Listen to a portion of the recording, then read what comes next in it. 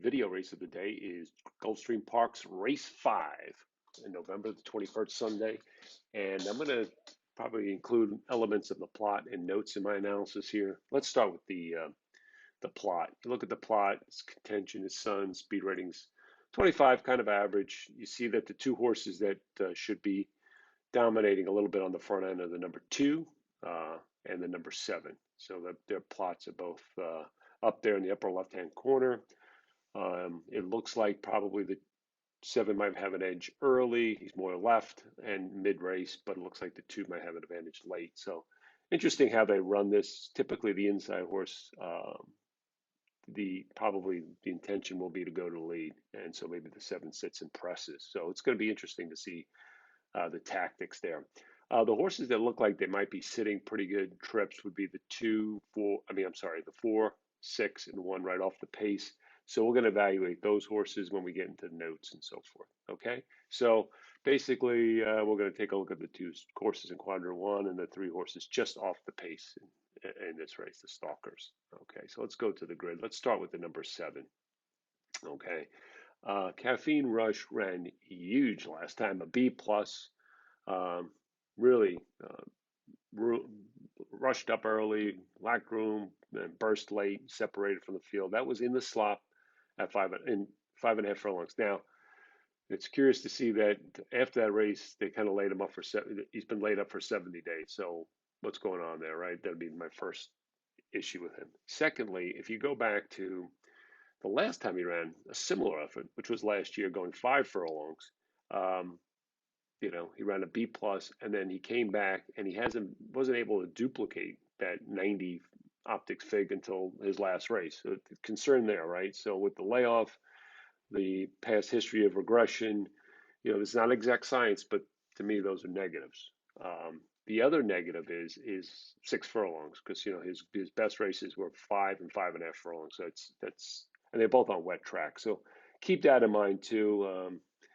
As the day goes on, see if the track's wet and how it's playing and so forth. Maybe you can upgrade him a little bit, but I'm a little concerned. The last thing that worries me with this horse too is that if he doesn't have the lead by the second call, he doesn't win. So he may get pressure from the 2, especially if the 2 decides to go from the rail, the inside position. That could compromise him too. So a little bit negative on the 7, trying to repeat that effort back on September the 12th. Let's go to the other speed, the number 2. Lightly raced. First 2 races really good, where he was able to get a lone lead and dictate the pace. Now, he came back against this similar level last time, and he kind of run a clunker. But there's a couple of things to note. He was slow out of the gate, so that kind of compromised. Speed horses slow out of the gate, that compromises them. And then once he got behind horses, he got kicked back. And we've talked about this on other videos.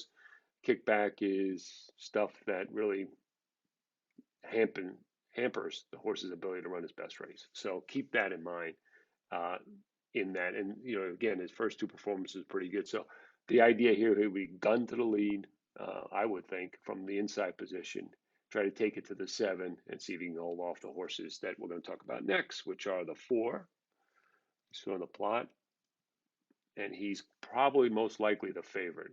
And this horse hasn't really run badly. He's kind of from a figure standpoint, kind of good improvement. However, the last time it looked like he got the setup at the same level. That's a negative note when you see it in red, and meaning the race kind of fell into the horse's lap. So that's something to consider. Now, this horse again showed a lot of promises too, and he's going to be played. He's, obviously, he's 5-2 in the morning line. My guess is going to be much shorter than that.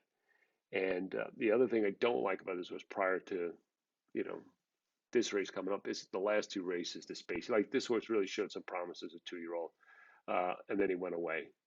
And then he came back 153 days, ran a no keep, trying to break his maiden. And then he actually gets his maiden broken at this level off a 239-day layoff. So not crazy about the spacing. Thought he got a perfect trip. May get a perfect trip again, but it's a horse.